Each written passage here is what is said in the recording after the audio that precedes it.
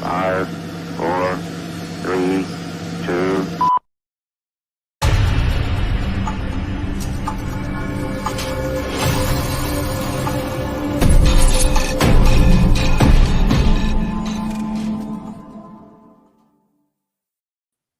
It's good, y'all. Welcome back to Niner Wire. I'm your host, Sam, and today we are here for Mock Draft Monday. It has been a while since I've done one of these. Been focusing on a lot of free agency content, but we are 1 month away from the draft, guys. We got to talk about draft stuff, all of that stuff. Really looking forward to it. Today, we're doing another mock draft, round one mock. We did this. That was for the last mock draft Monday. We're bringing it back after free agency. And as per usual, for these mock drafts, we have the same guest as always, Jake right here. Jake, what's going on, man? How you doing? Good. Thanks for having me on.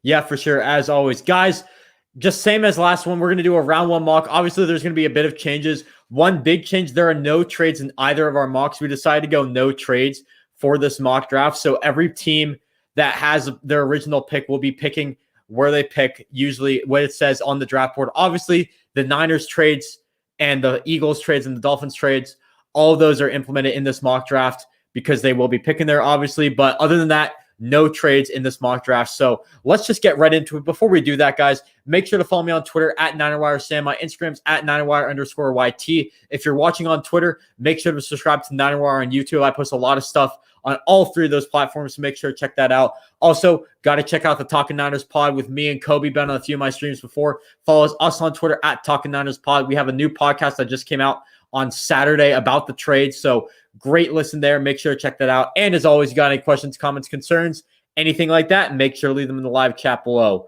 Without further ado, let's get right into it with pick number one. And Jake, I think it's obvious at this point. Trevor Lawrence won to Jacksonville. Do we even need to talk about this? Yeah. Did you hear Urban Meyer's comments on it? Yeah, I saw. I mean, he said we're basically going that way. So yeah, I cannot tell you that we're going any other direction. Exactly. Yeah. I mean, it's obvious at this point. The only way that it wouldn't work out is if for some reason he got arrested or something catastrophic happened. That's the only way this wouldn't work out. Trevor Lawrence going number one. I mean, yeah, as Antonio says right here, obviously Lawrence. We don't really need to say much about this. So yeah, let's move on to pick number two. And this one seems to be getting more and more obvious as we go by. It seems like the Jets are not willing to trade down for two. And I think the one guy they have in mind is Zach Wilson, the quarterback out of BYU. Number two for me on my quarterback board, definitely number two for me. I think he's number two on a lot of people's boards. Would you agree with this, Jake, that Zach Wilson's kind of a lock for two at this point? Yeah, almost every mock draft I've seen has Zach Wilson going number two. And I think the Niners traded up with that in mind, that they're going to be choosing between Lance and Fields or potentially even backdoor Mac Jones. I don't think Zach Wilson's going to fall there. Yeah, I think Zach Wilson, I mean, if he fell the Niners, it would be an absolute miracle. But it just seems like the Jets are taking him. After that pro day, he'd have had a really good pro day. Robert Saleh was there, the coach of the Jets, former 49ers defensive coordinator. It just seems that all signs are pointing to the New York Jets drafting Zach Wilson. So I think it's safe to say Zach Wilson number two, Trevor Lawrence number one. Pretty much all I have to say for that. You got anything else you want to talk about for those two picks? No, I think those at this point are pretty straightforward. So I think we can move on. For sure. All right, let's talk about the 49ers pick. This is the pick that I know a lot of you guys are here for, to see what we have. Obviously, the 49ers made a massive trade on Friday, trading up from 12 to 3, giving up a third next year and 2 first. And at the presser today, they said it was for a quarterback. And Antonio says it right here. For me, I got Justin Fields at 3. Now, I wouldn't mind a Trey Lance. I absolutely wouldn't mind a Zach Wilson. In fact, I would much rather have Zach Wilson than Justin Fields. But Justin Fields just makes the most sense right now. They're holding like a private workout for him, I believe. Kyle Shanahan knew Justin Fields in high school. It just seems obvious that Justin Fields could be the guy. Trey Lance, I'm not opposed to as well. That would be another guy that the Niners could go after, especially with them keeping Garoppolo. So I'm going to go Justin Fields here. Jake, if you tell me that this pick is Mac Jones for the 49ers, you're getting kicked off the stream. Yeah, I don't have them going Mac Jones. And good. I have them going Trey Lance, though. And for me, one big thing is them deciding to keep Jimmy Garoppolo. When you're talking about Trey Lance, you're talking about a guy who's going to need another quarterback ahead of him for one, maybe even into his second season, depending on how his development goes, just because he's got a lot to build on. Like he's got probably the best raw athletic tools in the draft. I mean, Lawrence is 6'6", so it's debatable, but he's very fast, strong arm, big build, but he's a D2 prospect. So you have to like kind of pace your expectations, where if they were drafting Fields, he might be able to come in and make more of a play for the starting job in training camp. Yeah, I think my thing with Trey Lance is that you have to have a proven veteran ahead of him. And you have Garoppolo right now. And the 49ers said that they're only going to trade Garoppolo if they're blown away. Well, at the same time today during the presser, Kyle Shanahan, it just seemed that there was some disconnect right there between Shanahan and Garoppolo. And that's what I have believed, but I guess there's enough trust to keep him right now. So Trey Lance, Justin Fields, I'm totally fine with. I think if you want a new quarterback right away, start a new guy. I think Kyle Shanahan today slipped up his words a little bit, said our starting quarterback, rookie quarterback. That kind of signals Justin Fields for me. I wouldn't mind Trey Lance at all. Mac Jones, you don't trade up for 3 to take Mac Jones and give up that many assets when you have Garoppolo on the team. Were you going to say something about that? Yeah, it's just you have to think about it from the perspective of a team, and that if they believe that Mac Jones is the third best quarterback, or potentially even higher than that, second best quarterback, they're going to go and get their guy. That's how NFL teams think. They're not going to wait on a quarterback and be like, oh, whichever one comes, we're fine. Like, they want to build their offense a certain way. And if Mac Jones, like, I'm not super into Niners culture, but if Mac Jones is the way they would want to go, that's what they're going to do. They would still trade up and they would still make the selection there. Yeah, and I don't hate Mac Jones as a player. I hate Mac Jones at 3, and on top of that, keeping Jimmy Garoppolo, because first of all, it's a waste of cap, because Mac Jones, I do believe, can start right away in the NFL, especially with a team like the 49ers. And second of all, why not take Justin Fields or Trey Lance? In my opinion, they're better. If they think that Mac Jones is the next Lord and Savior to this team, so be it. I'm not going to like it, but I'm going to have to live with it, and I'll be fine with it. But overall, I would take Fields or Lance. Those are the 2 guys we had. There is a video coming out on hopefully Wednesday, maybe Thursday, that I'm making, where I'm going to compare the 4 quarterbacks, Zach Wilson, Justin Fields, Trey Lance, and Mac Jones all together. So stay tuned for that. That should be a good video. So yeah, wait, pull up that comment that says Mac Jones isn't much better than Jimmy.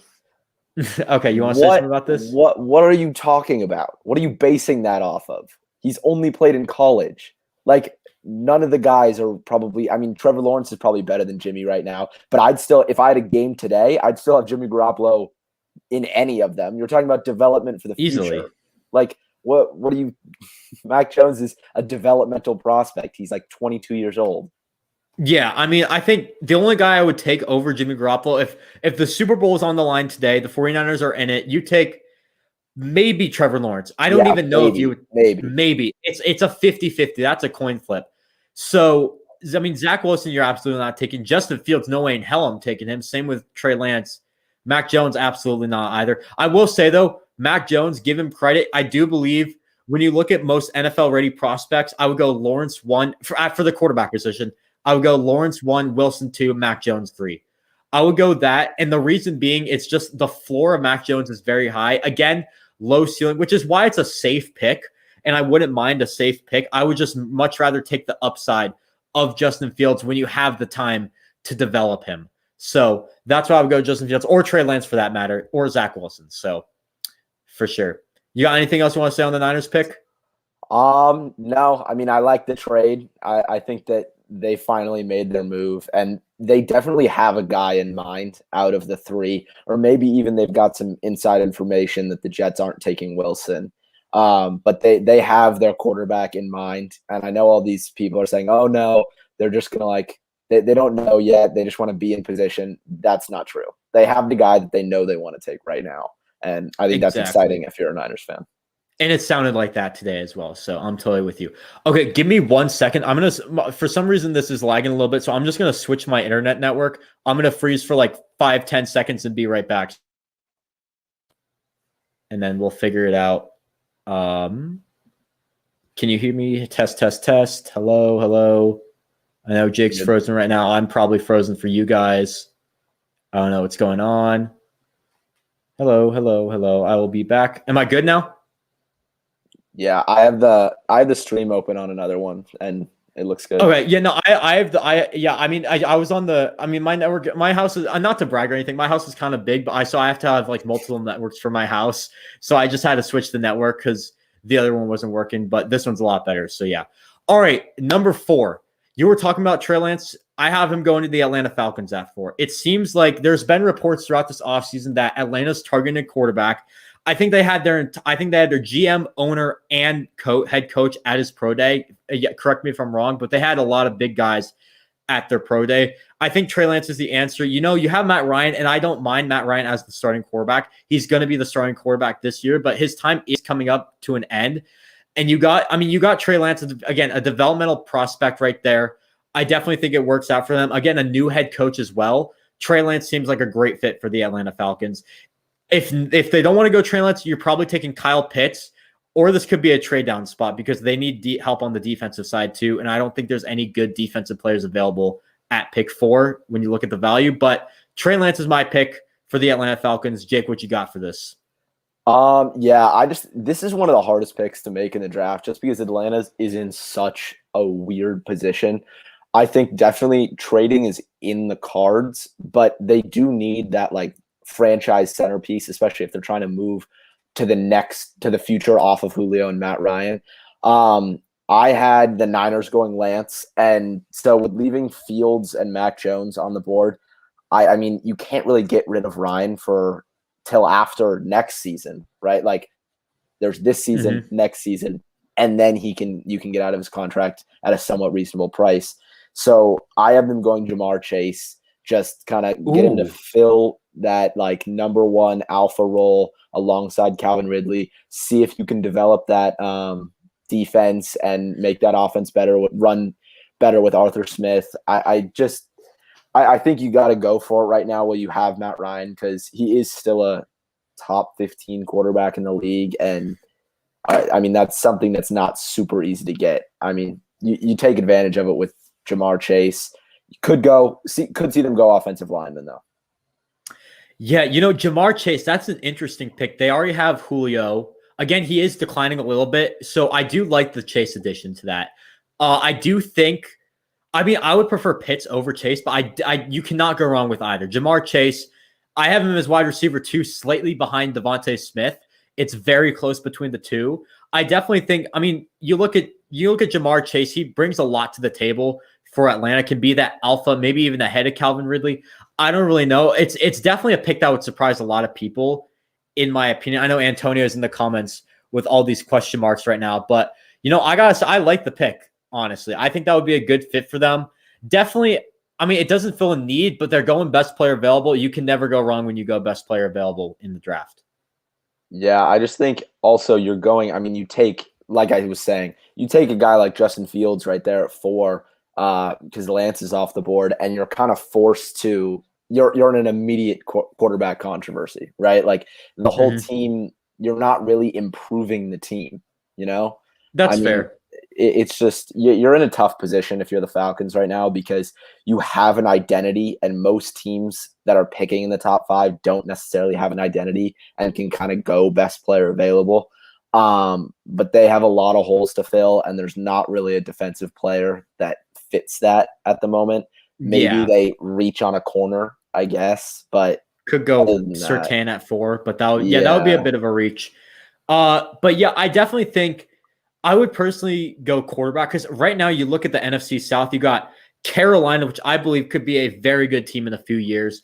You got New Orleans, even though they lost Drew Brees, they made the playoffs last year. They were the number 2 seed, I believe.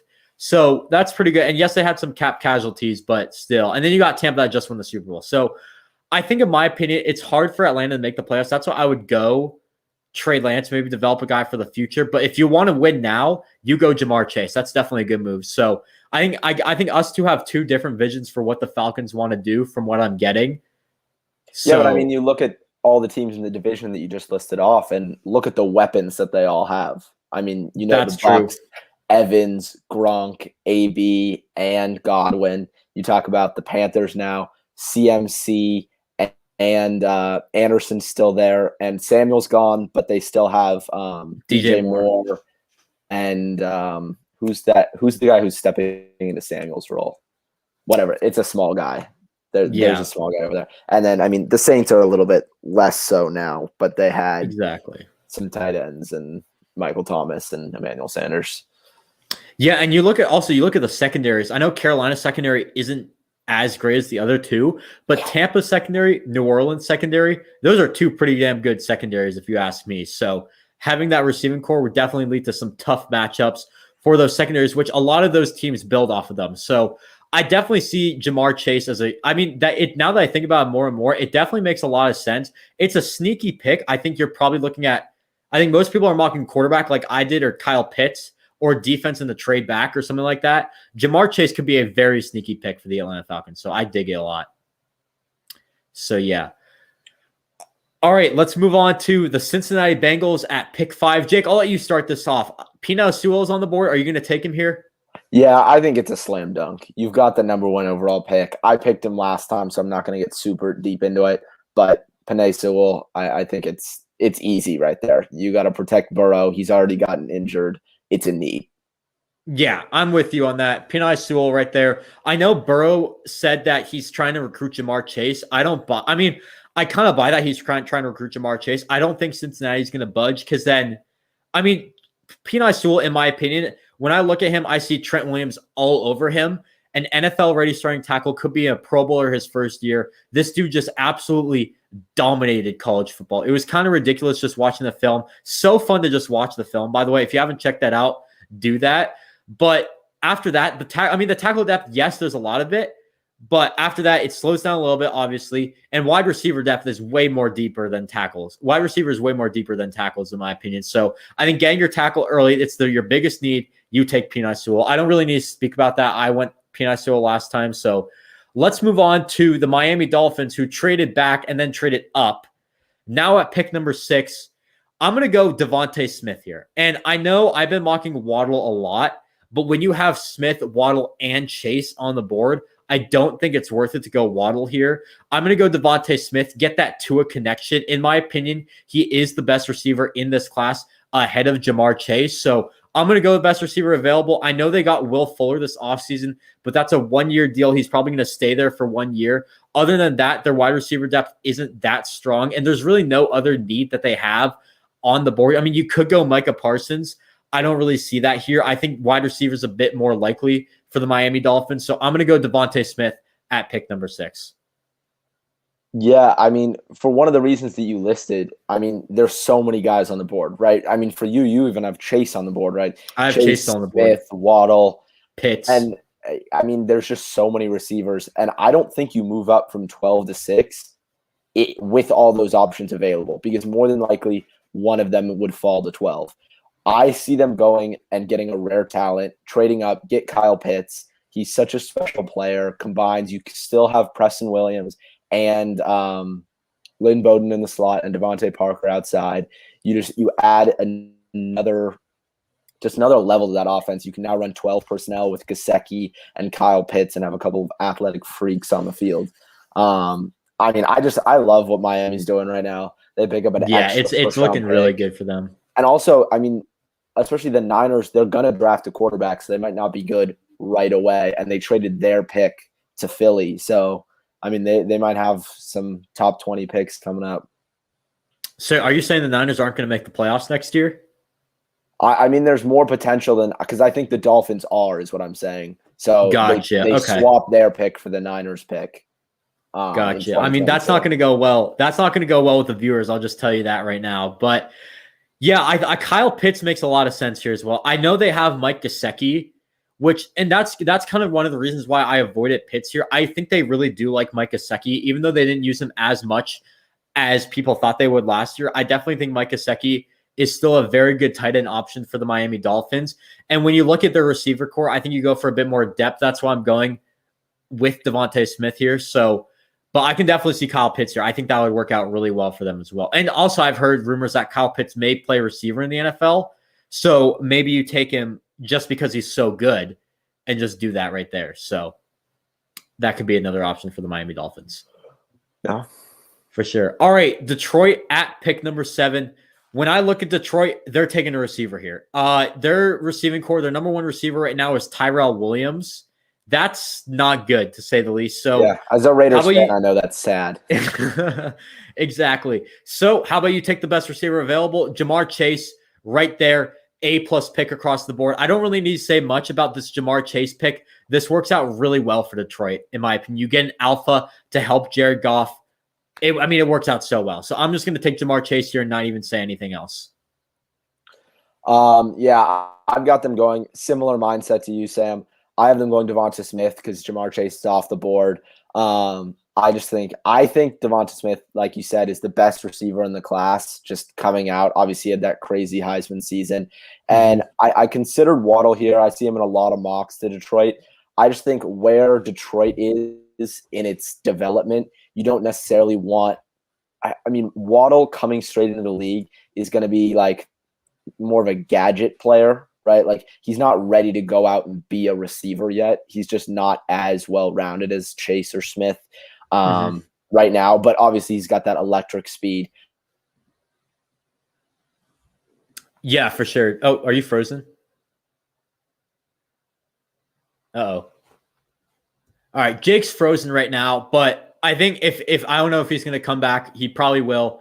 But right now, all I would say is, I mean, we have the same mindset. Detroit's probably going receiver. It's definitely by far their most glaring lead. They lost Galladay, they lost Marvin Jones, they lost Mohamed Sanu, who didn't do too much for them.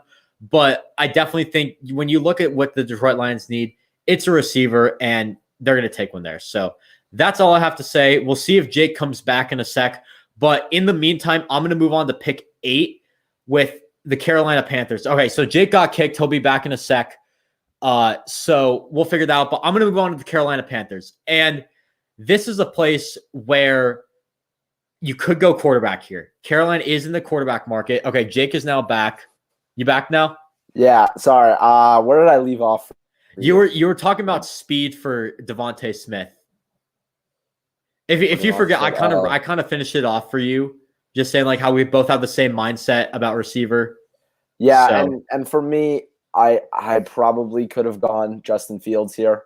I probably should have going back. That's on it. Interesting. Yeah, that's interesting because I mean they got Jared Goff. I don't think they're going to go quarterback here. I think, if Trey Lance falls to them, I can see them maybe going quarterback. But I feel like Jared Goff, they could stick with him. Jared Goff's still a great quarterback, in my opinion. I think when you're a rebuilding team, it's worth to give a guy like Jared Goff a chance at quarterback. He hasn't played a game for you yet, but it's worth it. And then maybe you take a guy like Jamie Newman later on to back him up or something like that. That's what I would probably go at quarterback. But yeah, Justin Fields could be a good option, especially if Detroit really loves him. So for sure. All right, pick number 8. Oh, sorry. Do you have anything else to say about Detroit's pick? No. All right, perfect. So let's move on to pick 8. You have Justin Fields here. Are you going to take him with Carolina's pick? Yeah, it's easy. Carolina's been super aggressive getting a quarterback. I don't need to say anymore. I kind of talked about Fields when I was comparing him to the other quarterbacks. Yeah, for sure. I mean, Justin Fields, if he fell to Carolina, that would be a home run for them. I personally don't think they're going to get a quarterback, one of those top 4 guys. It would be Mac Jones or someone else, or just wait on the quarterback. And that's what I'm going to do. I'm going to wait on the quarterback. I don't think the fact that they have Bridgewater right now on this roster tells me that they don't know if they want to take Mac Jones at this point. So I'm just going to go best player available. That is Kyle Pitts. Falling to pick 8, Carolina needs a tight end. Getting another weapon, as we talked about earlier with Atlanta getting weapons and all the NFC South weapons. Now Carolina gets theirs in Kyle Pitts at tight end, bringing the core of Robbie Anderson, Kyle Pitts, and DJ Moore, and Christian McCaffrey as well, for that matter. So Kyle Pitts at pick 8. I think you hit it out of the park with this run, with this pick right here. And maybe you get your quarterback later, stick with Bridgewater for a year, something like that. Yes, they are in the market for a quarterback. I just don't think Mac Jones is the answer for them at this point. So, yeah, you got anything else for Carolina? No, I think if a guy like Fields that you would typically have to trade up to 4 to be comfortable getting falls all the way to 8, you got to take him. For sure, definitely. Are you watching? You're watching the stream in the background, are you? Yeah, it's on the side. Sorry. Okay, yeah, no, I just heard my voice a little bit. I don't know. I just want to make sure. It's unmuted or it's unmuted. Oh, okay. Sorry. I thought I heard my voice echoing. I don't know. Anyways, let's move on to pick number 9. And this right here is a no-brainer for me. Micah Parsons to Denver. When there's one thing about John Elway, when there's a linebacker available, one that is supposed to be a generational prospect, John Elway capitalizing on that. And he's going to do the same thing with Micah Parsons. I know they have Von Miller and Bradley Chubb. And I think a lot of people might move Micah Parsons to edge, kind of like those two guys. Maybe stick him at middle linebacker. But either way, Micah Parsons to Denver is a fantastic pick. They could have gone secondary, but I do like the additions of, they got Ronald Darby. They got Kyle Fuller. I think you can wait on secondary for a little bit, maybe get more of a developmental guy. So I'm going to go Micah Parsons at pick 9. Again, best player available in my opinion. But Micah Parsons, I think, first of all, I think it's a defensive pick. And when you look at the defense, Micah Parsons is the best player available. So I'm going to take Micah Parsons at the 9th overall pick. Yeah, you say you know one thing about John Elway. I also know one thing about John Elway, and that's that he loves to burn first-round picks on quarterbacks. I have been going Mac Jones here. I don't know how many more excuses you can make for Drew Lock. Oh, Cortland Sutton was injured. Oh, he was injured. The Broncos have sucked. Like that, just downright, and Drew Lock has not been good. His best season was the first season he got in, and it's just, even then he wasn't. I wasn't very impressed. I don't think that he's the future in Denver. I think they take another lottery ticket and try and see if Mac Jones can work it out. They've convinced me that they're just going to keep picking guys in the first round until they get one right. Yeah, Mac Jones here. I think if you take Mac Jones, it just means that you're absolutely done with Drew Lock. I don't think if you take Mac Jones, I think you're probably starting him right away. They do have a pretty decent offensive line. They have pretty good weapons. You got Cortland Sutton, KJ Hamler he didn't do much his rookie season, but you could improve on that. And then you got Noah Fant there as well. Tim Patrick had a good season. I think Tim Patrick is actually a free agent, so I don't know if he's coming back. They have other receivers. They have Sutton, Judy, and Hamler. And Cortland Sutton. Yeah, I sorry. No, it's not Cortland Sutton. Jerry Judy. Completely forgot about him. Yeah, Alberto and Alberto too. Yeah, they have a lot of weapons. So Mac Jones, I think if you get him, you're moving on from Drew Lock. You're saying you're going to be the backup, and Mac Jones is going to be the starting quarterback. I can definitely see that happening. But the thing with the Broncos is like they have Drew Lock, and they just don't know when they're giving up on him, or no one really knows that, and they haven't been able to find their quarterback. I think if they found Mac Jones, I think they would have a pretty decent prospect. Again, the ceiling is pretty low for him. You're probably looking at the comparison I saw today, actually, that I really liked. Eli Manning. I like that comparison for Mac Jones. I think that could be like his ceiling. Floor, it's a high floor, so you're probably looking at just a career backup. So I think it will work out for Denver with Mac Jones.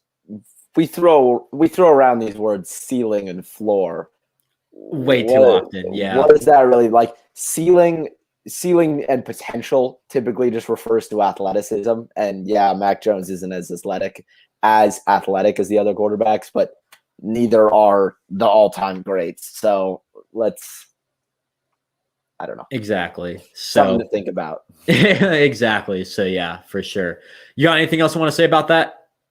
Nope. All good. Perfect. Let's move on to Dallas. I'll start this one off. This is the easiest pick of the draft for me. I've been doing this every mock draft when he's here. Patrick Surtain to Dallas. They need cornerback help. They didn't really get any quarterback help. They got safety help. And Devonta Kazee, I think is his name, and Keanu Neal, both safeties. Cornerback, they have. I am hearing a bit of volume. I don't know what it's from. It might be. I don't really know. Whatever, but it could just be me. My room is completely silent. Okay, it could be from your headphones. I don't really know. But cornerback, they have Trayvon Diggs. You know who played with Trayvon Diggs in college? Patrick Surtain. They run a very man system in Dallas. They use a lot of man coverage with cornerbacks. Patrick Surtain excels with man coverage. I love this pick for Dallas. Patrick Surtain, Dallas at 10. I don't need to say anything else about that. And I'm going to keep mocking this if Patrick Surtain falls here. Yeah, I have Dallas going corner as well, but I have them going Caleb Farley. Interesting. It's switching it up a little bit. I could see them going either corner. I've picked Surtain in every other mock I've done, so I decided to change it up.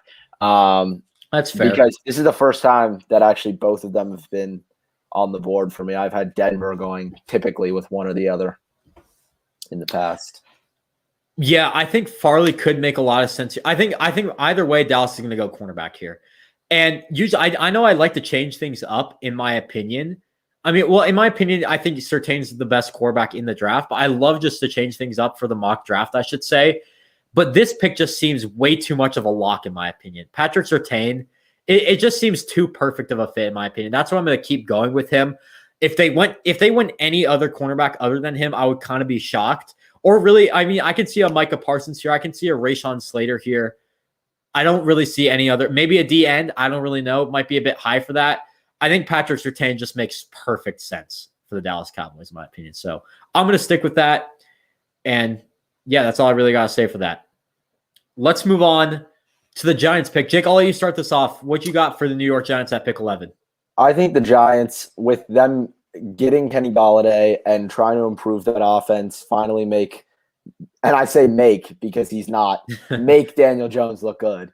I have them going Rashawn Slater out of Northwestern. I think he's the second best O lineman in the class, and you can move him around guard, tackle. I think you need to beef up that offensive line and give Saquon some holes, give Daniel Jones a pass to miss the open receiver. Yeah, you say that about bolstering their offense. I think that they bolstered their offense to go defense with this pick. And this is a pick, I believe I actually mocked it last draft. I had them trading down for it, but I'm going Kwity Paye again. I think Kwity Paye does make a lot of sense. They do need an edge badly. They lost Dalvin Tomlinson, I believe. They need an edge before that. So I'm going to go Kwity Paye at 11 again. I think it just makes sense. He's a good 3-4 defensive end. Would fit that scheme really well, in my opinion. So yeah, Kwity Paye at 11. I could have changed it up a bit. I decided not to. I think Kwity Paye would work really well here, but I definitely think Rashawn Slater, I definitely strongly consider here. Also, big trade back spot, in my opinion. I think the run on edges, the big run. Or you disagree? Dave Gettleman. That's fair. When's the last time you traded back? I mean, yeah, that's fair. Now that I think about that, that's fair. But logically, it does make sense. I think the run on edges is going to come in the early 20s. So maybe trading back to like 15, 16, somewhere in that range, mid-teens, late teens, before the run on edges in the 20s. I think that makes a lot of sense for the New York Giants. But Rashawn Slater is another guy I definitely strongly considered here. Will Hernandez is a guy who hasn't lived up to the hype that a lot of people were giving him. Maybe they want to move on from him. I know a lot of Giants fans have been kind of fed up with him.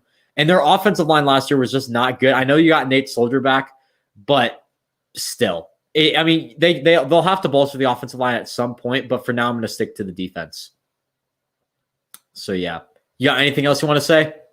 No, I definitely could see them going defense, but they did really well in free agency last year, getting guys like James Bradbury and even who was the Packers middle linebacker?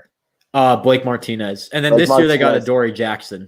And I mean, people were kind of upset about Blake Martinez, but he is who he is, and they're not paying him an absurd amount of money. Adoree Jackson, I feel like I haven't seen him play in like multiple seasons. He was in Tennessee, right? Yeah, Tennessee. I did he get hurt last year? I don't watch much Titans football. I mean, again, NFC guy. You're gonna watch more NFC than AFC. But yeah, they declined his 5th year. I mean, he's decent. Nothing special. I just remember being surprised when I saw the number on the contract. Yeah, it was pretty big. I mean, I'm surprised they wanted him. Like, you could have got a guy like Richard Sherman. I think the reason that they wanted him so badly is because he was good next to Logan Ryan in Tennessee. So that's probably why they went after him. You want that connection right there in the secondary. So wait, who's playing? Is he going to play slot corner? Logan Ryan plays slot. So it's Bradbury, then it's Bradbury and Jackson, then Logan Ryan in slot. That's how it works for them. So yeah, pretty decent secondary, by the way. And then safety, you got Peppers and Xavier McKinney, who tore his ACL last year. So that should be a pretty decent secondary, if you ask me. Is Xavier playing free? No clue. I have no clue for that. But yeah. All right, let's move on to pick 12. Jake, there's one guy on their board who we both have available, and this makes perfect sense for me. Do you have Jalen Waddle at pick 12 to Philadelphia? No. Okay, tell me who you have then. Well, if you think about how my board has fallen, I have a guy who I don't think you can pass up. I have Patrick Surtain at number 12 to the Eagles. I just think, I actually watched a decent amount of Eagles football because I had Miles Sanders on almost every single one of my fantasy teams last year. And it was tough to watch that secondary, even after it got bolstered with Darius Slay.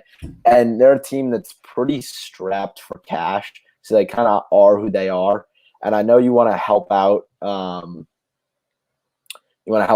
Hurts on that offense. But I just think that Jalen Waddle is too similar to Jalen Reagor in terms of being super fast and kind of like a deep ball was better, especially in my opinion. He's got a little bit more juice to him. But I just think that you can't pass up the chance to get Surtain across from Slay on that defense. Yeah, by the way, you're lagging a little bit. I don't know if that's you or me, but it's probably me. My Wi-Fi's been pretty par. That's cool. We can still hear you fine. Your video quality is just a bit blurry and like sometimes. Yeah, I know. I can see it next to me. That's why that's why you always have your camera off in class. Makes sense. So yeah. All right, but I have Waddle here. I think this is a great fit for Philadelphia. Their receiver core, they lost Deshaun Jackson, and I know he's very similar to Jalen Reagor, but why not have two of them? If they wanted Jalen Reagor so badly that they passed up on Justin Jefferson last year, why not go after a Jalen Waddle? That makes a lot of sense to me. They've really started to move into a more of a speed offense. That's why they got rid of Carson Wentz, even though Doug Peterson was gone. They got rid of Carson Wentz and stuck with Jalen Hurts. I think they're looking for a lot of speed in that offense. And I think you look at speed, Jalen Waddle is one of the fastest receivers in this class. I think you take him here and pair him up next to Jalen Reagor. I think this makes a lot of sense for Philadelphia. And yes, it's kind of an obvious pick for the Eagles, but yeah, and I also don't have Surtain on that one. What? Sometimes the obvious one is the best pick. That too, yeah, for sure. I also don't have Surtain on my board anymore, so I couldn't have taken him. To talk about the Eagles got scammed comment, I 100% disagree. Unless you're in love with Kyle Pitts, I don't see why you don't accept that trade. They're a team that definitely needs to, if they can't figure it out with Hurts, they're going to be in a bad situation for next year, and getting that extra first rounder will really help. And not only that, they should have 3 firsts if Carson Wentz gets to play the full year in Indy and does well. Yeah. So that could be, I disagree as well. I think you look, they got, what did they get? They moved back in the, what round? They moved back from like round 4 to round 5 or something like that, and then got that extra first. Even though that extra first should be in the 20s, I think it's going to help a lot. And maybe you can maybe if the Eagles suck this year, maybe you can make a move with 3 firsts. You can maybe make a move up to get a quarterback or something like that. So I do like this. If they're truly bad enough, they'll just be in a position to draft one. Exactly, that too. So yeah, for sure. All right, Chargers at 13. This is an interesting one for me because you could go cornerback, you could go offensive line, you could go tight end. There's a lot of options they could do here. I know they got Jared Cook. Now that I realize that tight end may not be the best option, I'm going to go Rashawn Slater here. Best player available in general on my board. At 13, this is an absolute steal. They lost Forrest Lamp. They lost Sam Tevy, 2 guys who are on their left side of the line.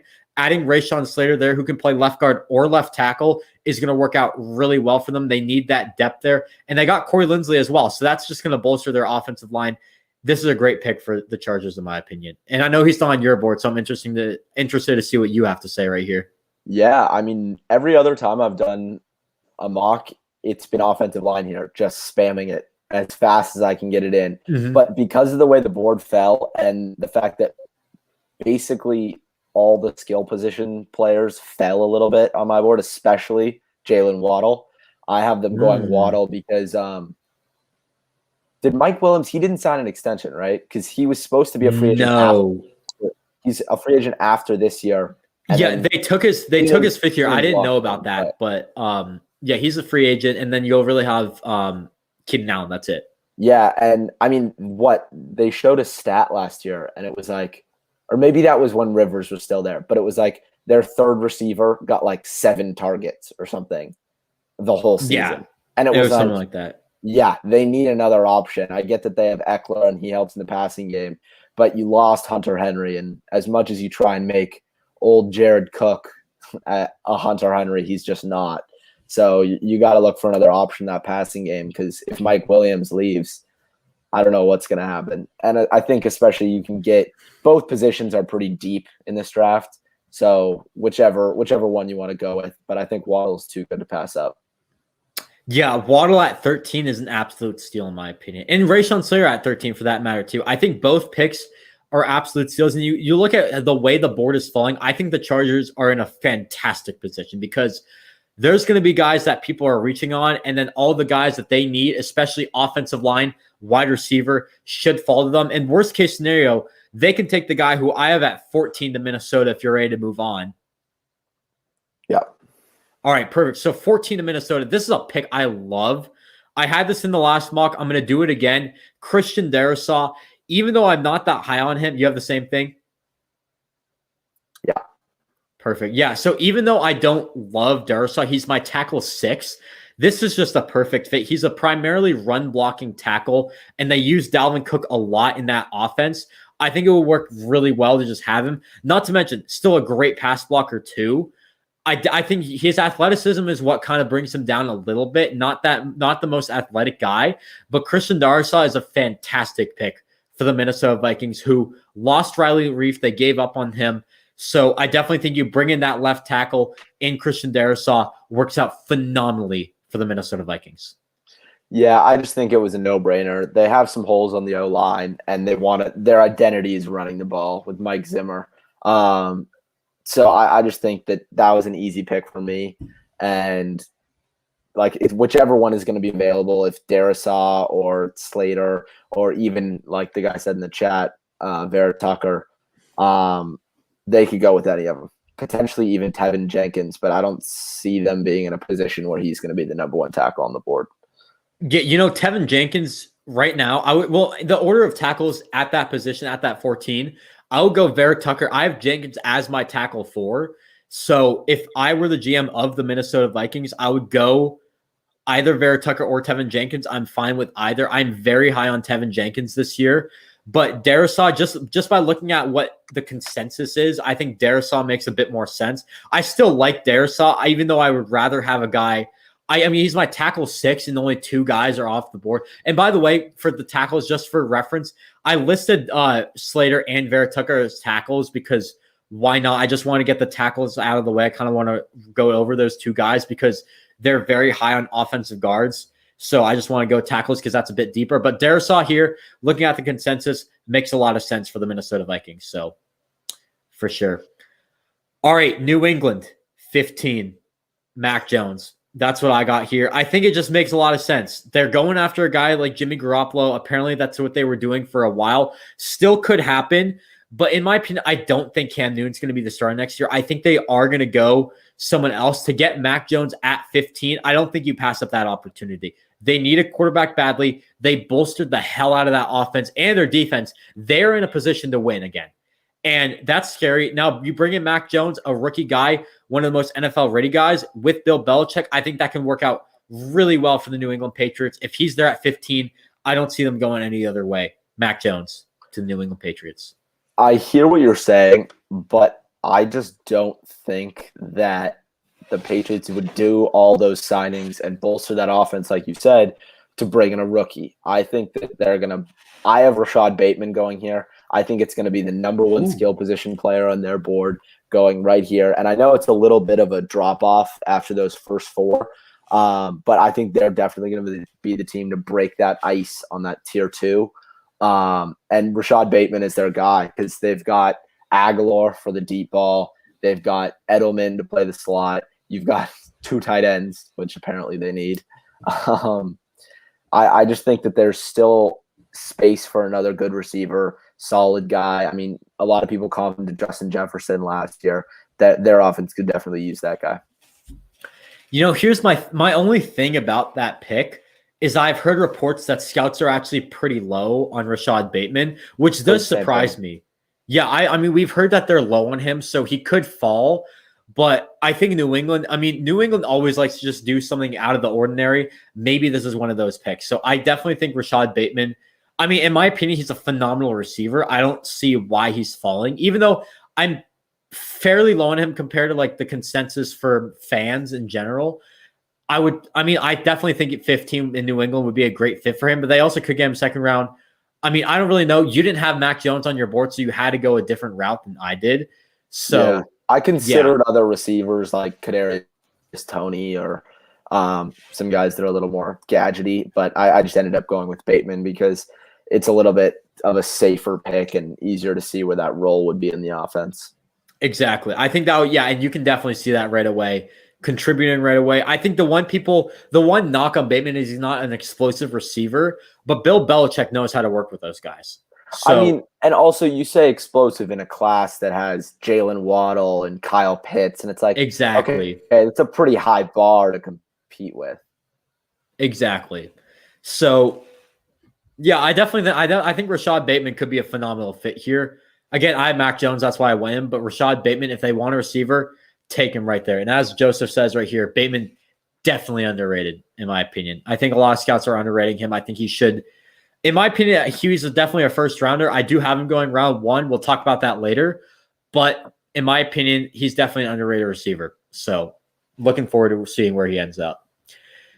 All right, pick 16. Jake, I'll let you go for this one. I have a guy who I want to talk about later on, but I want to hear what you have to say first. Yeah, my pick is the same that I've been making the whole time. I've been going back and forth between Parsons and J.C. Horn. This time I'm sticking with J.C. Horn.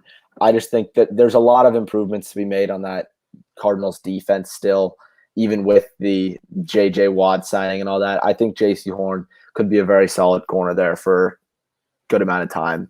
He's very physical, and he needs to work on some of those penalties. But if he steps up, I could see him helping out almost immediately.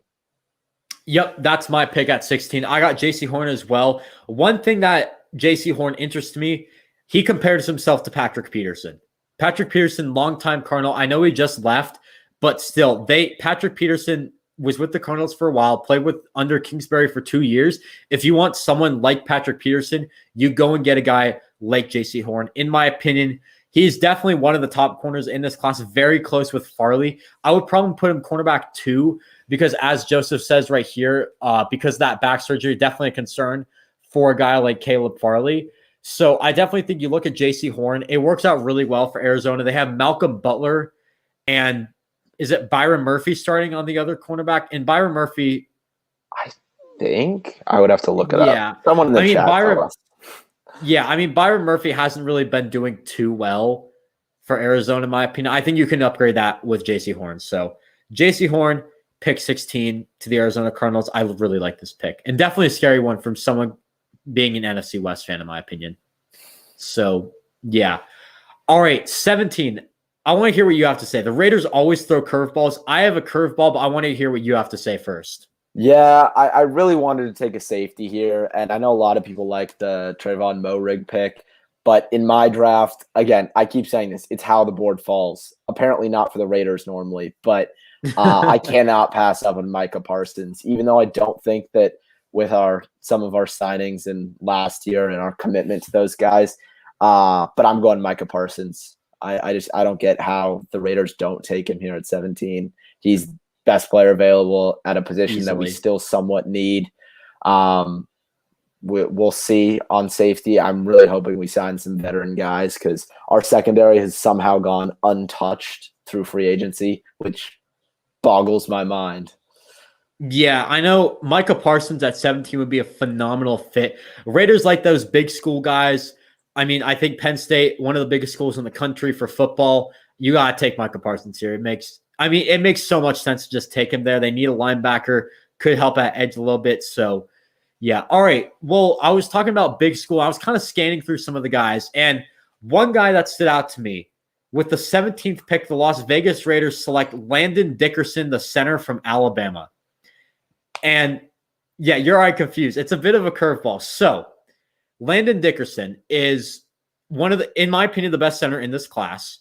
And in your opinion too, Jake, I know you've been talking about him, praising him a lot. They signed a center. I forget what his name is from the Texans. I believe it's a 1-year deal. And Landon Dickerson's coming off an injury. So he doesn't need to start right away. And when you look what he did at Alabama, first of all, Alabama, big school. They love big school guys. Next of all, captain, love leadership. On top of that, you look at all the accolades he got. I can't name them all, but I was looking at Dylan Moses to start off, and I see Landon. I was looking at was he a captain at Alabama? I see Landon Dickerson. Then I scrolled down this list, and Landon Dickerson already has a ton of awards. Okay, Jake had a switch, so let me add him, and then yeah, apparently I was so stunned that it kicked me off. Yeah, did you hear any of what I said? I heard Landon Dickerson is and okay, so Landon Dickerson. Okay, so I'll repeat it. So he's, in my opinion, the best center in the class, and that's with your opinion too. I agree. I love Landon Dickerson. It pains me not to want him. Exactly. So and then they got a center, but he's only on a 1-year deal, I believe, and he's not the best center as well. I forget his name. So, and Landon Dickerson coming off an injury, you can bench him for a year if you need him to. And then, or put him in whenever he's ready. And then on top of that, big school, Alabama, captain. I was looking, and then I was also thinking Dylan Moses maybe would be a good pick for them. And I look at this list I search up Alabama captains. Landon Dickerson pops up. I scroll down, and Landon Dickerson also has a ton of awards at Alabama, just like being a good person, being a leader for the team, big school leadership. That's what the Raiders love. They gave up Rodney Hudson. I wonder if it was for Landon Dickerson. I think Landon Dickerson could be a very good pick for the Las Vegas Raiders. Again, a curveball, but I think it will work out. And you're the Raiders fan here, so what do you have to say about that? Yeah, they did sign Nick Martin from the Texans, who's good and is supposed to compete for the job. But they have in-house Andre James, and they just extended him 3 years. So even though I do love Landon Dickerson and all the traits you said about him, I just don't think the need is there, especially when our secondary and our defense is pretty neglected. As goes for the Dylan Moses thing, I don't think that makes a ton of sense. I looked at that. It didn't make much sense for me either. I was looking at, I was trying to see was Dylan Moses a captain? Was he the leader? He didn't really bring that to Alabama. He had some injury issues, so I ended up not going Dylan Moses. I was trying to go linebacker, and I just happened to stumble upon, maybe Landon Dickerson's a good fit here. So Raiders love to do curveballs. Why not just put it out there? So that's why I did. A curveball that I haven't actually seen anywhere, but when you said it, because you said to me earlier today, I've got something for you with the Raiders pick. I was thinking maybe you were going to go with Kadarius Toney, and they're just going to add more speed to that offense, have Ruggs and Toney and Edwards on the outside, and kind of see what happens. Go ahead. I would not disagree with. Yeah, that's an interesting pick. Who did they get to replace? Did they get anyone to replace Aguilar? Willie Snead, I guess. Yeah, you could go receiver round 1 too. That could be a Kadarius Toney makes a lot of sense. If Jalen Waddle fell to them too, that would be ridiculous. Are there any free agent wide receivers left? Because they met with a bunch of guys. There's for sure some left. I forget. Green signed with Arizona, right? AJ Green signed with Arizona. We were talking to him. Yeah, there's got to be some left. I'm blanking out on some names right now, but there's got to be some really solid guys left for wide receiver free agents. So I bet they bring one in. They're probably going to take a receiver this class, considering how deep it is. And maybe you take one at 17, maybe reach on one because it's the Raiders. They always do the most Raiders things. If you want a Raiders pick, looking at my board, if you want a Raiders pick that would make sense at 17, Caleb Farley maybe. I know they. You still have Caleb Farley available? Yeah, wow. He actually falls pretty far down in my draft. We'll get to that a little bit. The Raiders apparently really love Isaiah Johnson, and obviously we still have Mullen on the other side. So Isaiah out of what school again? Houston. We took him 2 years ago. He made okay. I was thinking of the draft. I was like, who the hell is Isaiah Johnson? No, he's been on the team for a couple of years. Gotcha. Okay. Yeah, corner could make sense. I would probably go safety over corner. I would probably go Moerig here. Yeah. You look at the board, if this is just like your average draft, consensus draft, probably guy like Barmore. You talked about it today earlier with me. If it's not Parsons, JOK, or Jeremiah Owusu-Koramoah, I should say, Trayvon Moehrig or Christian Barmore, then it's going to be a curveball for the Raiders. So it'll be another Raiders draft. Exactly. And I mean, I threw the curveball out there. I'll start that off with Landon Dickerson. So, yeah. You got anything else you want to say about Dickerson, Parsons, about the Raiders pick? Went in pretty deep. Perfect. All right. That sounds good. Let's move on to Miami. This is a guy who I believe I mocked last time. I'm going to mock him again, Gregory Rousseau. Especially after the way free agency panned out, it works really well for Miami. They lost Shaq Lawson. They traded him to Houston. And they added Bernardrick McKinney at linebacker. So you're probably not going to go linebacker. Your secondary is really set. You already took a receiver earlier on. You could go offensive line. You could go Vera Tucker. But Gregory Rousseau, in my opinion, just makes a lot of sense. He's kind of a developmental defensive end. Was a beast at Miami his redshirt freshman year. I think it can work out really well. They have lots of defensive depth on their team, and bringing a guy from Miami, University of Miami, I don't know if he's from Miami, but I'm assuming he's somewhere in Florida. I think it would make a lot of sense for the Miami Dolphins to bring in a guy like Gregory Rousseau. Jaylen Phillips, another guy who went to Miami, makes a lot of sense here as well. Yeah, I went with Jeremiah Owusu Coramoa out of Notre Dame. I think that I've seen a lot of people saying that he can play inside linebacker, he can play safety, he can do kind of a hybrid thing. And I think that just adding more pieces to that defense for the Dolphins is going to be big with the number of picks that they have and how, I mean, last year they kind of approached the draft with a super developmental aspect in mind. I mean, they took Igbenogany, they took Austin Jackson, both guys who were super raw and not necessarily ready to start right away, which we saw during the season, but they ended up winning a lot of games. So I think that Owusu Coramoa has a lot to learn, and he fits that mold of who they've been drafting. Yeah, for sure. I think my only thing with picking a linebacker, yes, you have the versatility there, but they have McKinney, they have Jerome Baker. Who else do they have? They have someone else I'm forgetting who's decent. I don't know. It's not Van Noy, obviously. Drafted someone. It wasn't the draft last year. Anyways, I feel like their linebacker core is set. That's why I went defensive end. Probably Yeah, their but I other said need. like Also, he can also play strong, like box safety. yeah, that too. He could do that as well. So maybe you go for versatility here. I think when you look at them, I went Rousseau because I think overall you're looking for more of a developmental guy, which is what they did last year. So that's why I went Rousseau. Even though Owusu Coramoa could be developmental, I think he is a bit more NFL ready than Rousseau. So we'll have to see what they do here. But I definitely like both of our picks right here. So that's all I got to say. You got anything else? No, good to go. Perfect. All right, Washington at 19. I'll let you start this one off. What you got for the Washington football team? Washington, we talked about him a bit earlier when we were discussing some of the tackles. I have them going Tevin Jenkins. I think whatever they do on the offensive side, especially later in the draft where they might need some more skill positions, they definitely need to beef up that O-line because that defense is already so good. If you can get that, the heart and soul of the offense is the offensive line. You get Antonio Gibson in that running game going, you have a real playoff contender on your hands. Yeah, I definitely. So for this pick, I'm with you on this. I was considering Tevin Jenkins and Sam Cosmi for this. I went with Cosmi. Reason being, I think you just want to lock up that left side first. And Tevin Jenkins is guy. You have that. You have that versatility, but Sam Cosmi, when you look at him, he is a surefire left tackle starting prospect. Really, I mean, a pure left tackle. I really like that a lot for the Washington football team. Sam Cosmi is my tackle 5 behind Tevin Jenkins. So, I mean, you could have gone either way. I went Sam Cosmi just to lock down that side. And if you haven't watched his LSU game from 2019, go and watch that because that just shows how good Sam Cosmi is. There's the play where he's going up against K'Lavon Chaisson, holding his ground so well. Just seems like a very NFL-ready left tackle. I think if you're the Washington football team, who's also looking to compete a little bit more this year, even with Ryan Fitzpatrick, I think it works out really well, Sam Cosmi, to the Washington football team. Yeah, I could see that. I have Cosmi going within this range too. So, yeah,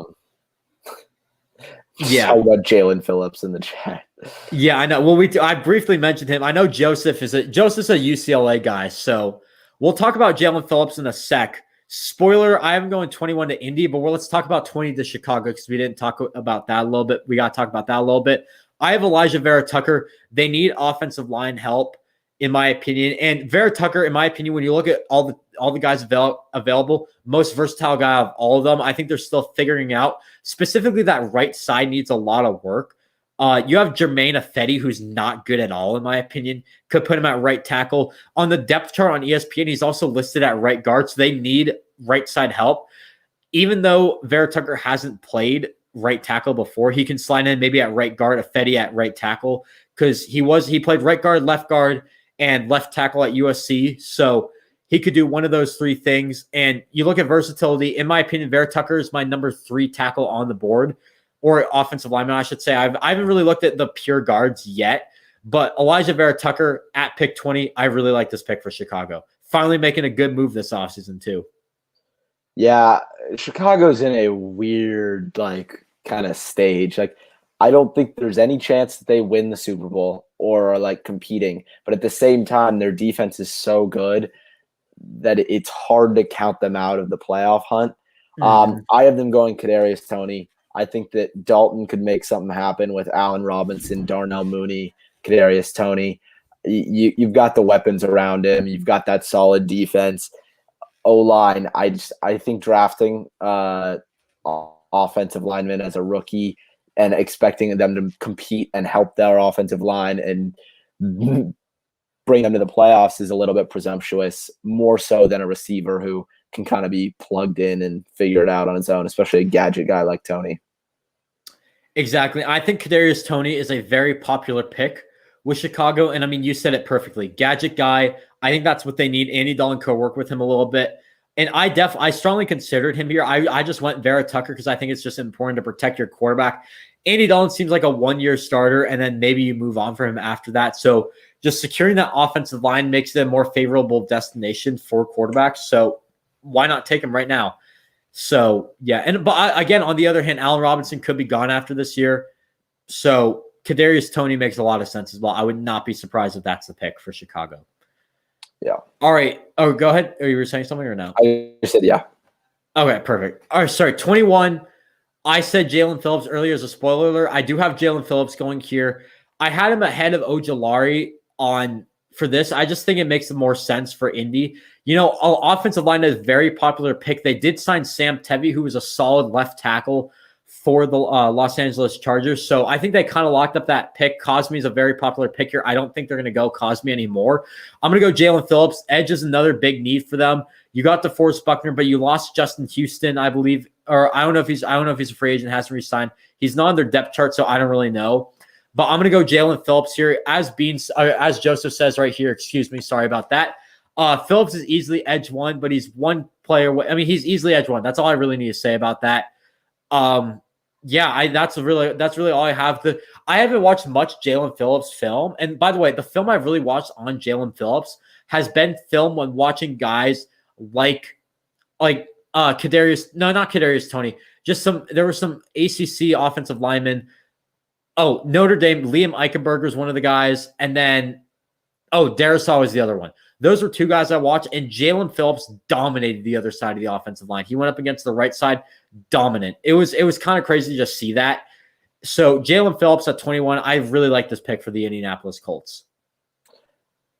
Yeah, I have a big run. I think every pick for the rest of the draft is either D-line, corner, or offensive line for me. And I have the run third of my 5 corners going here. Eric Stokes going to Indy. I just think that defense, you can always throw more into it. I don't think that you're really going to improve that on that offensive line or that receiver core for this year, which they demonstrated they want to do with that Carson Wentz trade. And the fact that they demanded that they keep this year's first round pick. So I think that it's Stokes. I could see it being, again, Asante Samuel or potentially even a D-line guy. Maybe like a guy like Barmore on the inside. But I just think Stokes, corner, it's going to be a solid guy who you definitely have a bit of a need at corner. So you should lock that down right here. I disagree with the need at corner. You have Julian Blackmon, Kenny Moore still decent. You signed Xavier Rhodes back. I don't really see. Okay. Xavier Rhodes, like how much longer? He had a good season last year. I know he had a good season, but he's like 30-something years old and he's a corner. That's fair. I mean, you got Julian Blackmon though. Julian Blackmon had a phenomenal. Who is the guy they got this cornerback? There was a cornerback they got. I swear to God. Who? It might be here. Wait, let me look at the Colts. I mean, they have Kenny Moore, but he plays not. Kenny Moore's a slot guy. Yeah, I think. Who is I swear to God, they took someone. Maybe I'm wrong. Oh no. Oh, I'm thinking of the Bears. I'm thinking of Jalen Johnson. That's what I was doing. I'm sorry, but yeah, that's a big mistake for me. I apologize for that. I was thinking of because Julian Blackmon and Jalen Johnson, I believe, both went to Utah. That's what I got confused by. But still, I do think defensive end. So the Colts depth chart right now: Xavier Rhodes, Kenny Moore, Rock Ya-Sin. I think quarterback. You could say it's a need. I think you look at the defensive. Yeah, you could say it's a need. Rock Ya-Sin hasn't been that good. Xavier Rhodes will be like 31 when the season starts. Yeah, no, it's definitely a need. Kenny Moore's a slot guy. Yeah, that too. But I mean, you look at the defensive end depth. You have Tyquan Lewis and Kamoko Toure. I've never heard of either of those guys. I think you just build from the trenches in upwards. So I'm sticking with Jalen Phillips here. I could have gone Farley. Farley's still on my board. That would have been phenomenal for them. So I mean, I could have gone the other way. I might have to switch that up next mock. Now that I kind of realized my mistake. I don't know what I was thinking for this one, but that's just a brain fart for me. I don't know. I mean, I haven't had any edges go off the board yet. So yeah, that's interesting. You're gonna have a long run on edge. Yeah, right here. As I said, early 20s could be a long run on edge. Surprisingly, I actually only have one edge going in this, but because there's other needs that other teams have. So yeah, for sure. You got anything else you want to say about Indy? No. I just think that if you're looking on the defensive side of the ball, there's not a lot of places you can go wrong right here. For sure. Definitely. Totally with you on that. All right. Run for Caleb Farley. He's been falling this entire draft. Finally goes 22 the Titans. I mean, the reason I have him falling so much, he's only played one season of college. He has the injury concerns, didn't have a pro day. I think those are three things that would concern scouts. Like, you don't really know who this Caleb Farley guy is. You want to learn a bit more about him on the field. So that's why I have him fallen. I do think he is going to fall in the draft. 22, maybe not. I don't really know. A team would have definitely traded up for him, in my opinion, if we had trades in this mock draft. Obviously, we don't. So Tennessee at 22 makes a lot of sense. Right now, they have Christian Fulton, who didn't really have that great of a rookie season. And they have Janoris Jenkins, who they just signed. And Janoris Jenkins is also really old. So I'm going to go, Caleb Farley. I think that just makes perfect sense for Tennessee, in my opinion. If you want to bolster that defense, stay competitive with the Indianapolis Colts, I think it makes a lot of sense to go Caleb Farley at pick 22. I'm going corner too. Obviously, I don't have him available. I had him going number 10 to Dallas. But I have Asante Samuel Jr. Again, it's another situation where I think they should go corner, and I just picked the next guy on my board. That's about it. Mm-hmm. Yeah, it was looking like edge all along. Then they got Bud Dupree, fixed that up a little bit, and now I think it's corner. You lost Malcolm Butler. You lost Adoree Jackson. You need to fix that up. So I bet this pick is a corner pick. Caleb Farley at 22 would be insane. Maybe they trade up to get him. I don't really know. We'll have to figure that out, but we both agree that cornerback for this pick. All right, let's move on to 23, and I'll let you start this one off, Jay, because the Jets pick, this was hard for me to pick. Yeah, it's hard for the opposite reason of some teams are hard. There's just so much to fix, I feel like, on this Jets team. I ended up going with kind of a best player available combined with every team needs it. Like you said, build from the trenches. So I'm going Kwity Paye, Michigan, starting the run on edge guys that I have coming up.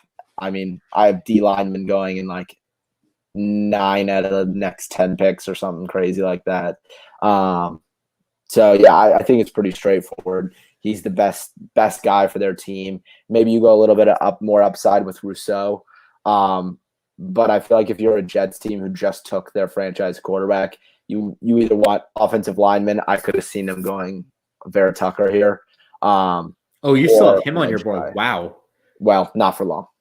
Okay, so that kind of spoils where he's going. But yeah, I considered Ojulari here. That's been a very popular pick for the Jets and like linking them to it. But they got Carl Lawson. They got Vinny Curry, I believe. Vinny Curry's kind of old, but Carl Lawson is a great pickup for them. So I stayed away from the defensive trenches and went offensive trenches. And I'm taking Tevin Jenkins here. You look at the right side of their offensive line. You have George Fant, who is really not that good. And I don't even know who their right guard is. That's how bad it is. They were not that good last year. Tevin Jenkins is a guy, again, tackle 4. I really like Tevin Jenkins. He can play left tackle. He's not going to play left tackle with them because they got Mekhi Becton. He can play right tackle.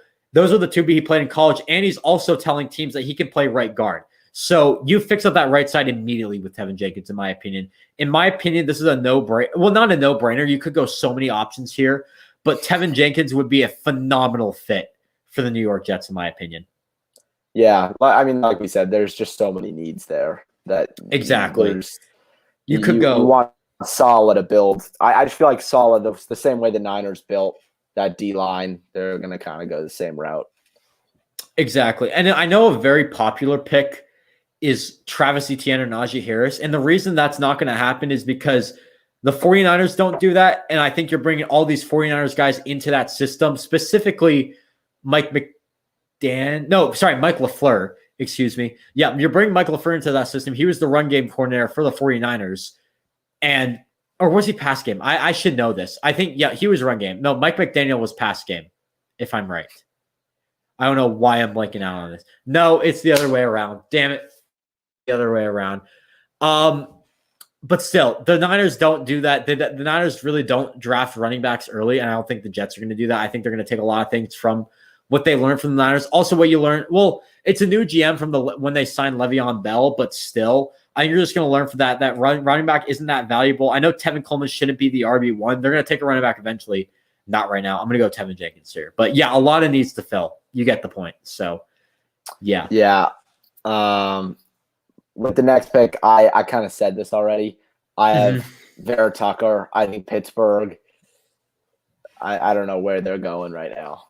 It's tough. They have such a good defense and just not much inspiring on offense. I mean, I know you have that receiving core, but it doesn't matter if you have no running game and your quarterback doesn't have an arm. So exactly, it's tough to fix that all in one pick.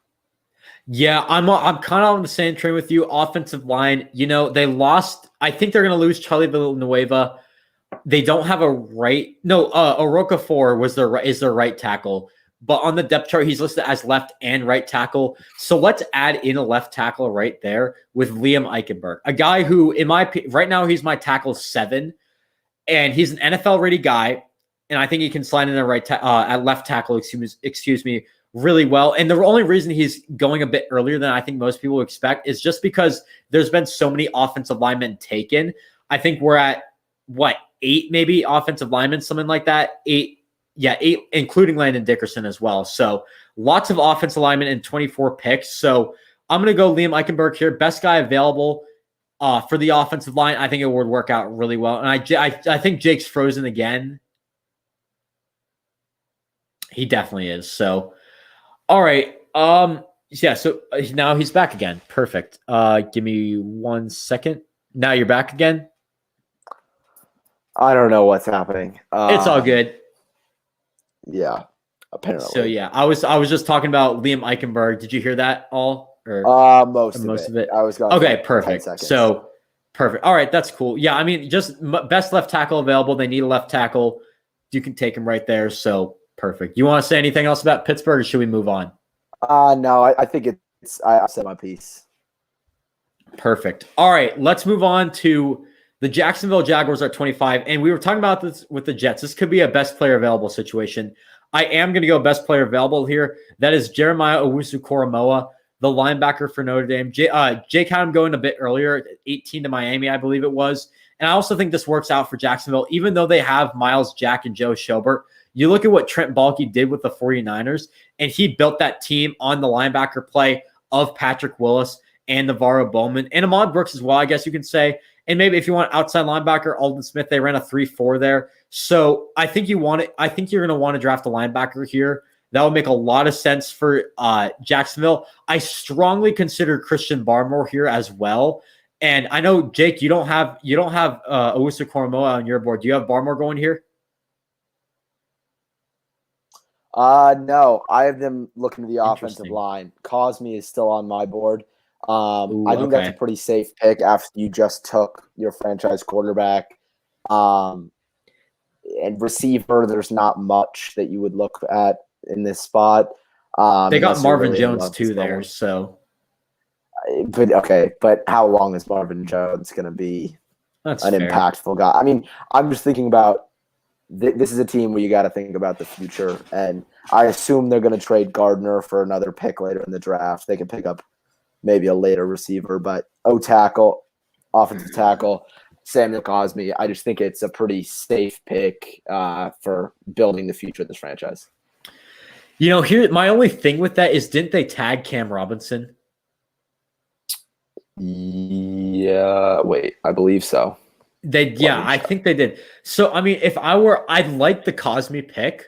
If I were Jacksonville, I would probably go more of a raw guy, like maybe a Jalen Mayfield, who I really don't like Jalen Mayfield, but if he's behind someone for this first year, I think I would like to pick a bit more. Or a guy like James Hudson, who I'm pretty high on James Hudson. Again, a raw player who can play left tackle, probably a reach for round 1. You're maybe looking round 2, round 3. But I think you look at Jacksonville, what they have. Cosme, in my opinion, I think there could be a better fit at left tackle if they really want to go that route. But I think Cosme could make a lot of sense here. Cam Robinson hasn't been the best. It was a bit of a surprise when they tagged him. So maybe you get your left tackle for the future, move on from Cam Robinson after this year. And maybe they don't see that Cosme's NFL ready. I don't really know. I'm just kind of blabbing stuff out right now. But yeah, I think best player available. We both have the same mindset. Best player available would work out really well for Jacksonville. They have a lot of needs. And you're building it. You got your franchise quarterback. Now you just move to whoever you want next. That simple. Yeah. All right, let's move on to the Cleveland Browns at 26. Now, if Jacksonville went Barmore, I would have had Owusu Coramoa there going there. I think you look at the Browns roster; they have a deep roster. It's kind of surprising to see that. Yeah. They have a very deep roster, and they're doing a lot there. I really like what the Browns are doing. The one part of their team that's not that deep is linebackers. So I'm going to go with a guy who is, in my opinion, the best linebacker on the board. Again, it also brings a little versatility to the team. What did you say? I was just mouthed Zaven Collins. I was trying to figure out who it was. It is Zaven Collins. Yes, that is my guy. Zaven Collins to the Cleveland Browns. He can play inside linebacker. I've also seen some people list him as an edge. So I know they got Tack McKinley, who had some injury concerns last season. If he doesn't work out in Cleveland, maybe you move Zaven Collins to edge or something like that. Sione Takitaki had a pretty good year for them, so he can be locking that down. And then Zaven Collins playing next to him. I really like this pick for the Cleveland Browns, and they're going to make a good pick here. I'm just saying that right now. They've been doing a lot of good stuff. Andrew Berry, I believe, is their GM, doing a phenomenal job. They've been building a phenomenal team throughout these past few seasons. Yeah. Is that who you got too? No, I have them picking. I think basically, like, when I was thinking about this pick, I was thinking about the Browns, and I feel like they're kind of at their highest offensively. Like, they got that running game going with Hunt and Chubb. They have those receivers with Odell and Landry. I had them end up taking Barmore just because I think if you don't have a specific need, it's never bad, like you said, to go D-line or linebacker.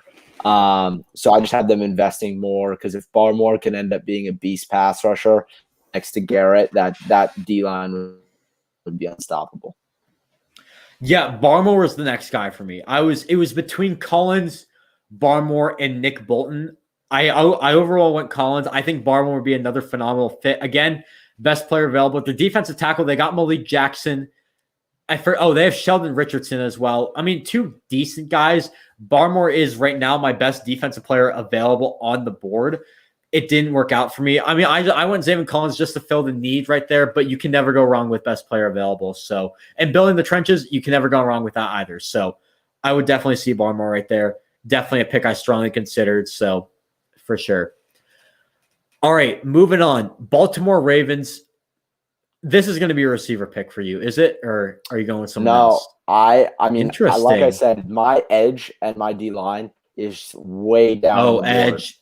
I Edge have could be going Greg Rousseau here. I think just wow. high upside, explosive guy.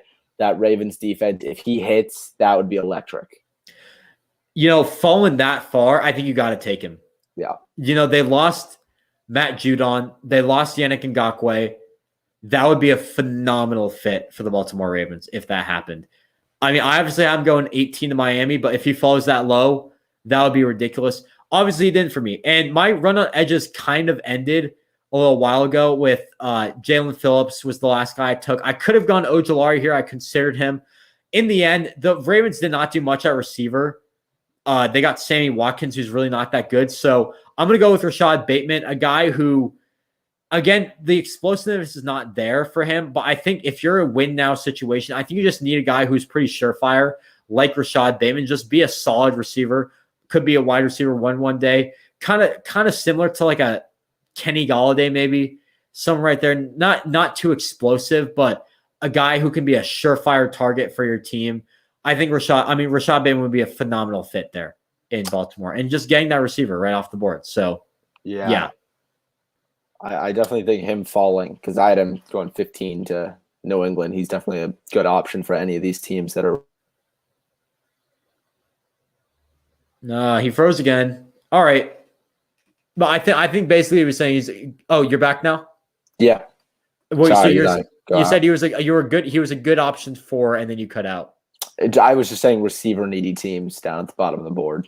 Yeah, for sure. I think really any of these teams, there's a lot at the bottom of the board that need receivers, so he really could go a lot of places. But I'm going to have him going to Baltimore here. I think out of those last 6 teams, they need the receiver the most. So, yeah. Speaking of a team that needs a receiver, New Orleans. We talked a lot about Carolina added a weapon.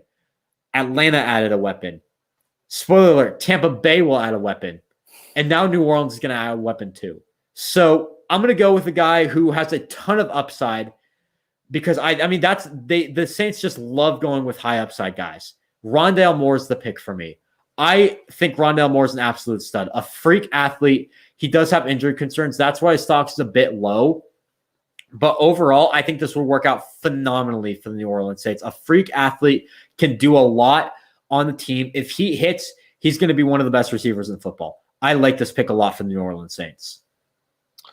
Yeah, I definitely considered giving them a skill position, but just because I have no idea what their offense is going to look like next year with either Winston or Taysom or whatever's going on there. I ended up going with Jaylen Phillips, just bolstering that edge, getting that defense. Him, Cam Jordan. I mean, I really like Phillips. He's fast. He falls a little bit, like we've talked about with the injuries. So I don't think you really go wrong here, taking him at 28. Yeah, Phillips. That's a pretty big fall for him in my opinion. But New Orleans, they did lose Trey Hendrickson, so that could be a good replacement for him in my opinion. New Orleans does have a lot of needs. The linebackers, another one that a lot of people have been linking to them. I think receivers a bigger need in my opinion, considering you lost Sanders. You haven't done much to improve that. I mean, what we've been saying, I feel like we've been saying that receivers need for so long, and they just keep ignoring it. Exactly. But, I mean, it is what it is. I think this year, now you don't have Drew Brees anymore. That's another big thing. New quarterback. I think you could switch it up a little bit with Rondale Moore here.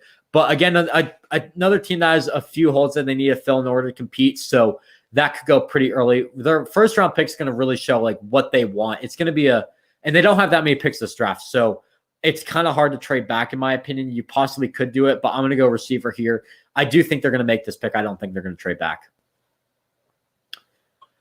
All right, let's move on to the Green Bay Packers at pick 29. Another team that has a decent amount of needs. So, Jake, I'll start this with you. What you got for the Green Bay Packers? Yeah, I feel like after the improvement last year of their receivers. They don't necessarily go there this year. I ended up going again. The run continues to be on Chase Fele, USC. Ooh, okay. He can be behind Clark or he can be rush detail. He's got that kind of big body where he can make a difference on that D line. Yeah, sorry, your audio was kind of cutting out. You said J2 Feely? Yeah, J2 Fele. Okay, perfect. Yeah, your audio is like kind of bad right now. It's all good though. My Wi-Fi is going in and out. So. No, it's all good. But yeah, I think really, I mean, bolstering that defensive line could be a good fit here, in my opinion. I'm going to go with another need that they have on the defense. Linebacker, they do need some help there. They lost Christian Kirksey, and I forget who their other starter was, but he wasn't that good. So I went Nick Bolton here. In my opinion, he is the best linebacker available. In my opinion, yes, he needs a bit of work, but in my opinion, he's a fantastic player. Could be an absolute steal, similar to like a Fred Warner guy. I think could be a very good player. And I believe, no, that was Dylan Moses who compared himself to Fred Warner, but Nick Bolton, I really like here at 29. So I'm going to go with him. We have the same mindset that this probably will be a defensive pick. Could go Landon Dickerson here as well. They need a center. Obviously, I had Landon Dickerson going pretty early. So yeah. I'm going to take Nick Bolton here because that's what they need. All right. Oh, go ahead. No, I was just going to say the Bills pick. All right, go ahead. This is my final corner of the first round. Some people have debated whether or not he's actually a first pick. I don't know if I'm ready to put him there in terms of big board, but the Bills' needs are not huge. I'm going Aaron Robinson, UCF corner. I just think they can do that corner too. And with this late pick, they don't have a ton riding on it, and it's not a super bold step to take a corner. The odds would be dream situation if a guy is Samuel. Who? Sorry, your audio cut out hella there. I didn't hear that second name. Asante Samuel or Eric Stokes, the guy that I'm going in the early 20s. They likely will. I just have them go early as the big run of corner goes on. So I think he's the pick.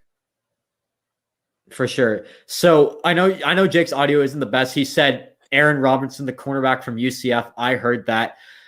Joseph says right here, Greg Newsome. That's who I have right here.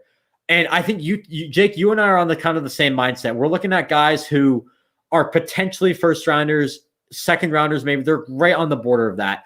And I think Greg Newsome is a guy who's the only reason I really took him here is he's kind of been skyrocketing up boards recently. A lot of people, I didn't really see his name until really recently after his pro day. He had a pretty good pro day from what I've heard. He's had two pretty decent seasons at Northwestern. This is a guy who I definitely need to watch a bit more film about. Watch more film on, I should say. But Greg Newsome here, we both have the same mindset. Need a cornerback too. Could go running back here as well. That would be another great fit. So I'm going to go Greg Newsome here, but I think it makes a lot of sense to go cornerback too for the Buffalo Bills. So yeah. All right. Kansas City at 31. I think you look at what Kansas City needs, it's offensive line. They don't have it. Their center play isn't that good right now. All right, Jake cut out, so he'll come back in a sec, hopefully. We'll have to figure that out. But I'll start with Kansas City. They got Joe Thuney. They got Kyle Long. They need two tackles in the center. I'm going to go with the two tackles right now. And you look at what they need at the two tackles, versatility.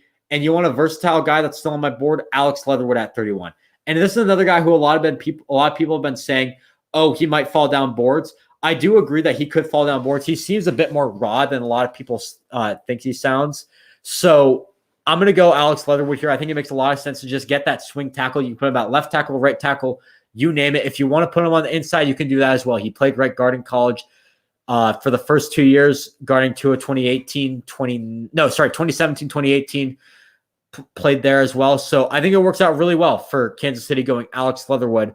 Hopefully Jake will come back soon. Let me just text him really quick. So Jake's not going to come back. So I will share. Let me just text him back.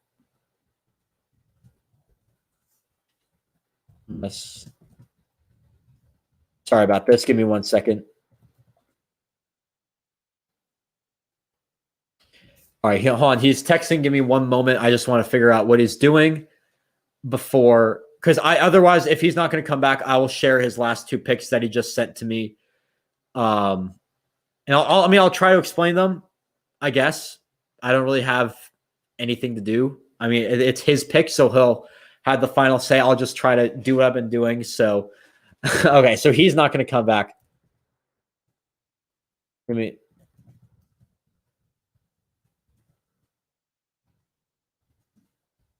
all right, sorry. All right, just texting him. So I will share Jake's pick at 31. This is a pick that's kind of interesting for me. Zaven Collins. They do need a linebacker. That's probably their biggest need. I guess that's what his thought processing was. Again, I can't speak much on Jake's picks, so I'll finish them off for him. At 32, he had Levi Onwuzurike. I think that's how you pronounce your name. I see why he did this. Defensive tackle, Washington. They do need help on the defensive line, somewhat a little bit. I mean, Bucks really don't have any other needs. So I guess you can put him there. You have Ndamukong Suh could be leaving, but the reason he did this is because Vita Vea, I would assume the reason he did this is Vita Vea, another defensive tackle from Washington. You get that link right there. That could work out really well. I went a different route for Tampa Bay. We talked about the weapons earlier. This has been a theme for the NFC South. I didn't have Atlanta going the weapon. I should correct that myself. Jake had that. I had Carolina going a weapon. I had New Orleans going a weapon. And now I have Tampa going a weapon. I have Kadarius Toney here. They need a wide receiver 3. Antonio Brown he's probably, I don't know if he's going to come back or not. Kadarius Toney, a guy who can develop a little bit. I think it'll work out really well for Tampa Bay. But that's all I got to say. I know it's been a long stream. Thanks for bearing with it. Thanks for bearing with Jake's technical difficulties. We really appreciate you guys tuning in. And more Mock Draft Mondays will come after this. This is obviously a series. I'm glad to get back on this, give you a full round 1 draft. So really looking forward to it. A stream clip will be up on what we do for the Niners picks. So stay tuned for that. But anyways, guys, that's going to do it. Thank you all so much for watching, and I'll see you guys next time. Go Niners.